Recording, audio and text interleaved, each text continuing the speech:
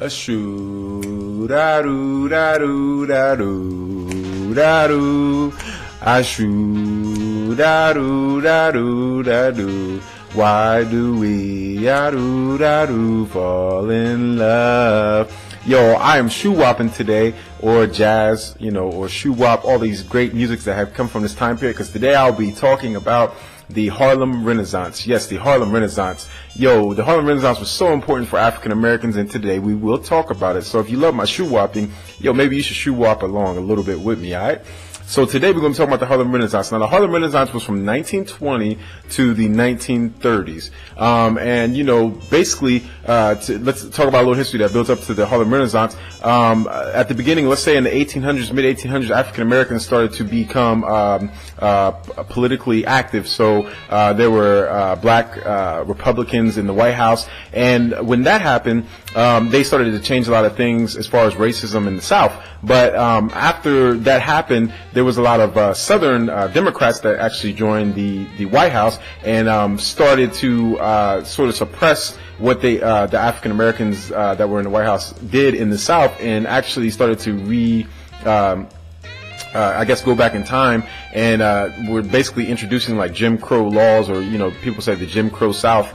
So basically, the white Democrats were in the White House, and they basically started to make the conditions for living just as hard as it was in slavery, even though African Americans were supposedly free at the time. And so a lot of African Americans moved from down south in a great migration to up north.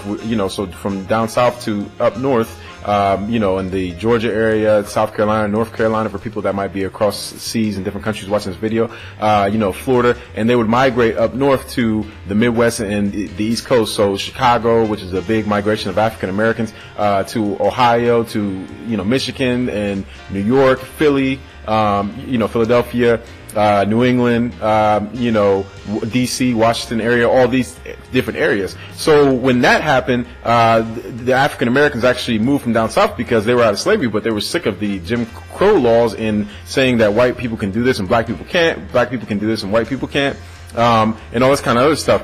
And that is what led to the great migration of African Americans, the biggest migration of African Americans or people of African descent from the South, which majority of African Americans were, to the North for a better life, or so they thought. A lot of people thought a better life. And also the industrialization, it was World War, it was a World War at the time, World War I, and the industrialization basically was another thing that sort of made the Great Migration happen. African Americans were very coming in big numbers due to the Jim Crow laws, and also industrialization, factory jobs and things like that because of the war, and there was a lot of booming opportunity for industrialization. A lot of African Americans came up north for those factory jobs. So with that being said, the movement also included, a African American cultural expression across the urban areas, which were like the Northeast and the Midwest. Like I said, Northeast being New York, Philadelphia, in that area, all throughout the East Coast. In the Midwest, Chicago, and Michigan, Illinois, which Chicago is in. For people that are outside the country might not know that. And also Ohio, Indianapolis, things like that. But today we'll be talking about the Harlem Renaissance. So the Harlem Renaissance was the largest influx of African Americans in America to ever. Second was Chicago, the Great Migration, but New York in Harlem. So during the enormous influx, in Harlem, the European immigrants that were coming over in the 1800s, 1900s were actually in that area, but it was eventually abandoned by the white middle class because they moved further north, moving into the upper middle class. So with that happening, Harlem became a African American neighborhood overnight, especially with the great migration happening, African American neighborhood overnight, and this happened in the early 1900s. So in 1910, a large block of street, famous, called 135th Street and Fifth Ave, or Fifth Avenue, but probably known to most people nowadays as Fifth Ave, recent hip hop rappers and things like that. And the one, exclusive district, that they had was growing now.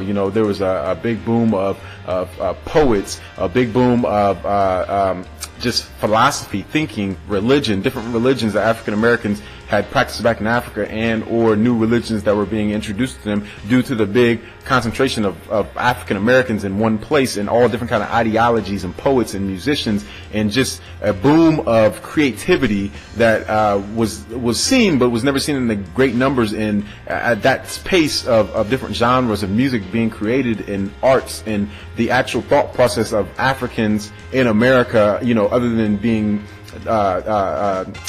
deprived of education. This was the first time that the America and the world were seeing African Americans that were, being educated and were very educated in the thought processes and how they saw the world, and just poetry and music and all this stuff from an African descent standpoint. It was very, very beautiful, very beautiful thing. So to move along, a lot of these African Americans were realtors. So a lot of the realtor industry was booming. African Americans were buying their own blocks and lands and properties, and just working together, and this big influx of African descent people in America into Harlem, New York. So the first World War, had the basically, I guess I want to say it sort of played into the great migration of African Americans, because since America was at war with certain European countries, the European immigration just basically ceased, it stopped, so it was basically a recipe for African Americans sort of to take over this city, basically, or borough in New York. And the Great Migration of African Americans brought hundreds of thousands of African Americans from the South to, like I said, cities like Chicago, Philadelphia, Detroit, and as you know, we're talking today, New York and Harlem especially. So despite though the increase of African Americans and what they called at the time Negro culture, virtually all people were still racist, especially not, I won't say all people, but still all the white people, especially the ones that didn't understand it. It was a big migration of African Americans, and I think sometimes people don't look at, it's hard to explain. Me being African American, I think sometimes people don't look at African Americans, since we've been in America for 400 or 500 years. They don't look at it like it's a migration or it's immigration, but it was, because we had a society of European descent people, or white people, if you like to call them that, but of European descent people, meaning all white people, that did not like the culture of African Americans and the culture that they brought from Africa, and the mixing of cultures that they have established in America, as far as just different things between what has been given to them and what they made out of it. So African and Caribbean colonies, or people that were from Africa and the Caribbean also loved the Harlem Renaissance as well. A lot of people living in Paris that were from the Caribbean and from Africa were really inspired by the Harlem Renaissance, and that led to them doing big things in Europe and different places of the world that a lot of people of African descent that had the information that the Harlem Renaissance was actually happening, it gave them a lot of pride and helped fuel a lot of other things. So, there's a couple people in the Harlem Renaissance that were really important, like Hubert Harrison, and he's basically the father of the radicalism.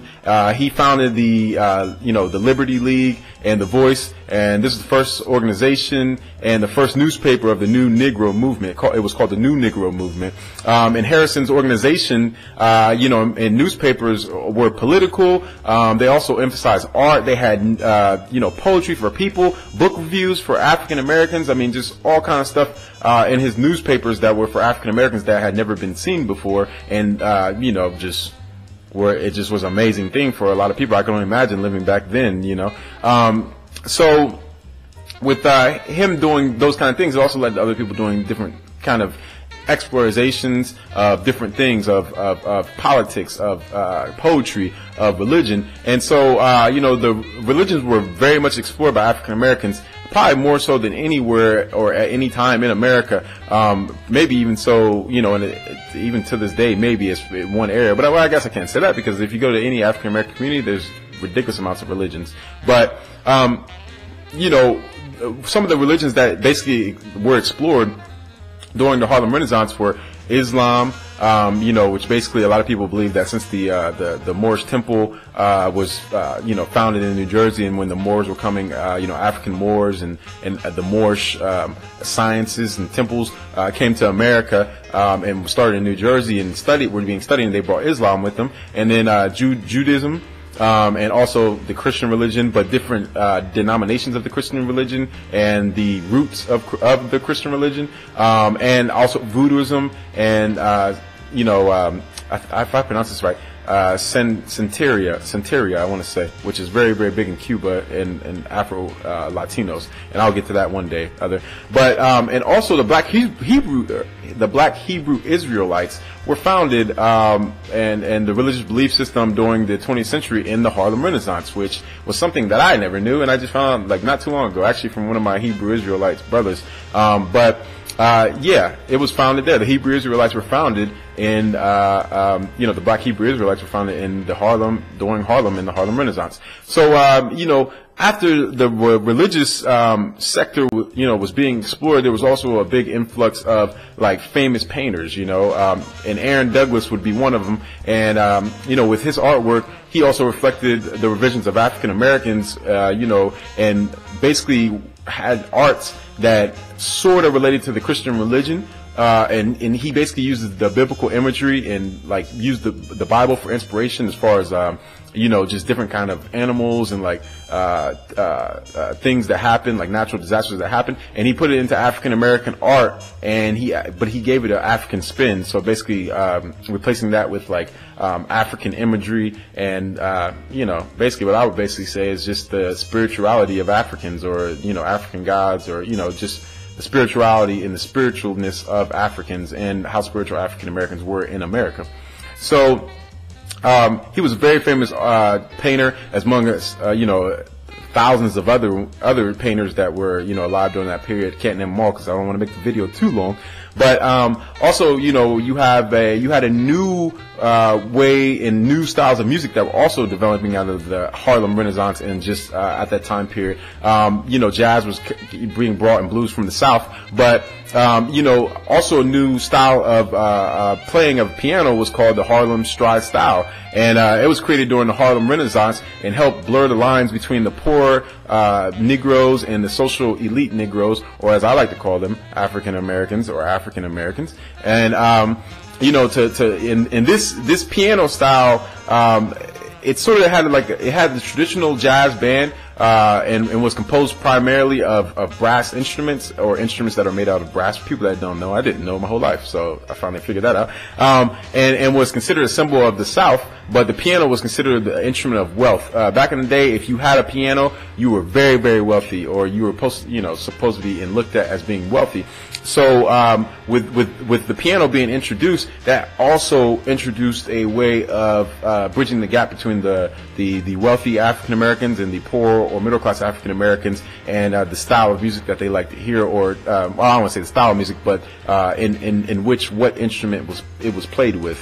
Whether it be horns or brass instruments, or pianos and things of that nature.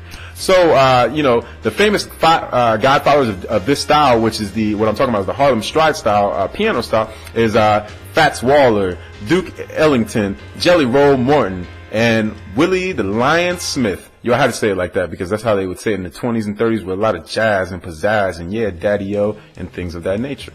So other than that, there was a lot of class too that was coming out of the Harlem Renaissance. At that time, the women would dress a little bit differently. They would wear low-slung dresses. They would wear open-toe shoes, and they would also, wear a hat with flowers on them. The men would wear zoot suits. Like my aunt said, zoot suits, which I didn't know what they were until I looked it up. But I always heard it through the African American men: zoot suits, and zoot suits, and big legged dress pants, long coats. Love the 20s and 30s styles, how black people was rocking. It was dope. And gloves. And the women also wore leopard skin coats that indicated the great power of the infamous African animals. So there was a lot of African pride that was being thrown into the Harlem Renaissance. And it was just such a beautiful time period. Like I said, it was a time period of thousands of poets, it was a time period of great migration and great pride of black pride that also led to the civil rights movement, and a lot of people in the civil rights movement studied the Harlem Renaissance and poets and artists, and it led to new music styles, and it led to new organizations. It led to new just new knowledge and the new image of what a African American was, that was not being, I don't want to say not depressed, but wasn't being all the way, segregated against, and basically not being given the knowledge to basically have equal ground with every other society that was in America, which at that point was majority white. And so the Harlem Renaissance did so much politically, thinkers, free thinkers, debates. Everybody didn't think the same. A lot of people disagreed. Some people didn't like how other poets wrote. Some people didn't like how they did. Some people didn't like the music. Some people did. It was just a beautiful time period, and one of the big time periods that we must note and we must talk about when it comes to African American history and the leading to civil rights movements and things of that nature. Without the Harlem Renaissance, I wouldn't say it wouldn't happen, but it wouldn't happen the way it did, and a lot of people that were inspired wouldn't have maybe been as inspired, and maybe the world, and as far as America and white America accepting African culture in America, which me and my ideology, I feel like for me and my people, I care about my people. I don't really necessarily care if anybody else accepts it. But at that time period, we were an entity within inside of a country. So a lot of white America didn't accept it. They didn't like the music. But eventually, as always, it was so cool in the inner city. The Harlem Renaissance had such free thinkers, and people of other races started to read our poetry and our music and things of that nature, and heard our music. And eventually, obviously, just like today, the African American community and society and just everything that we give to as far as our culture is basically inwoven into American culture, if not majority. I would say at least to me 70 or 80% of American culture is African culture, people of African descent, African American culture. And so without the Harlem Renaissance, which is just one time period, but a very important time period, I don't think that there would be certain things and certain poets and certain people of today. So once again, as always, know your history. Subscribe if you like my videos. Please like them. Please spread the word. I want to keep it going. I love my African people. I love my African ancestry. And as always, one love. And yo, daddy, yo, I don't want to catch you on the side of the block unless you're going to have my guitar. If you don't, we're going to have some problems. I'll holler at you. One love.